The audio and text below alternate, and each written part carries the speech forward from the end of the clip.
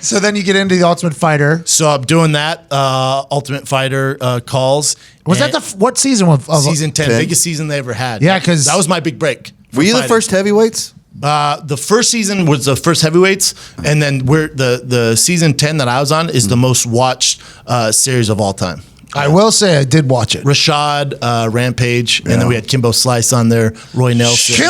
Kimbo Slice. What was Kimbo like? Amazing dude. Just such a good dude. People say so many positive things because Kimbo, obviously, everybody remembers from dial-up internet, getting on the internet, waiting for Kimbo to beat the fuck out of somebody in the backyard. So maybe him being a porn bouncer for a little bit. Kimbo had all these incredible things throughout my entire childhood, and then he gets into the real fight game. Was like, okay, Kimbo Slice is really doing it. But all you hear is positive things about Kimbo Slice. And so I remember watching him on YouTube, and then the house is always 16 guys, and you have no idea who's going to be on it. You just, when you get into the house, I saw 15 guys. I'm like, well, who's the 16th dude? And Dana's like, you guys ready for the 16th guy? And we're all like, everyone's a legit fighter there.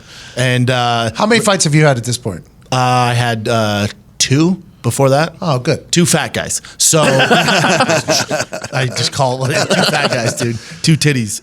So we're waiting, and he made such a big deal on it. I saw Roy Nelson, who's a former world champion, and he had like 40 fights. I had 2. By the way, fat guy. Tough fat guy.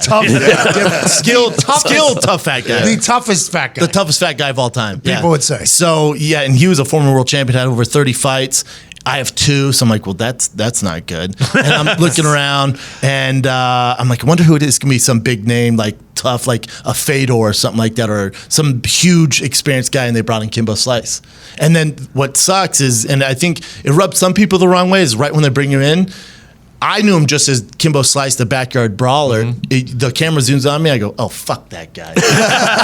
And that's how the world got introduced to Brett Schaub. In quotes, it puts, fuck that guy. I'm like, man. But then we got into the house, and we were on opposite teams, but there's something about him. It's hard not to. I gravitated towards Kimbo Slice, not because he's a badass a lot. He was such a good person, man. He told the best stories. He was a family guy, and he was just trying to make money, and he was so humble. He'd be in the house. He'd like, God, hopefully it doesn't go to the ground, man. I don't know what the fuck I'm doing down there. So we'd be on the ground in the living room. I'd trying to help him with jiu-jitsu and show him if you get caught down here, and he was a great guy. That's awesome. Yeah, passed away. So yeah, rest in peace, Kimbo Slice. Thanks for all the minutes of entertainment. Hall of Famer, man. I think you should be in the UFC Hall of Fame.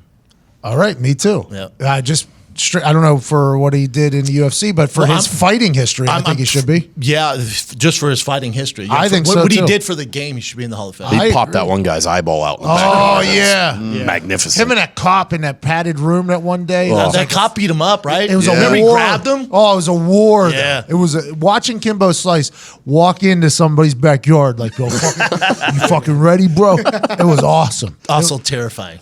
Yeah. When he would drop his hands and let the other guy just start blasting him in the face. Here's the thing about Kimbo, man. He had skills. Like, me and him sparred a lot on Ultimate Fighter. He had skills, man. He was a really skilled dude. Yeah, because you were a Golden Gloves boxing champ at that point. But Kimbo's, stand up, he was good.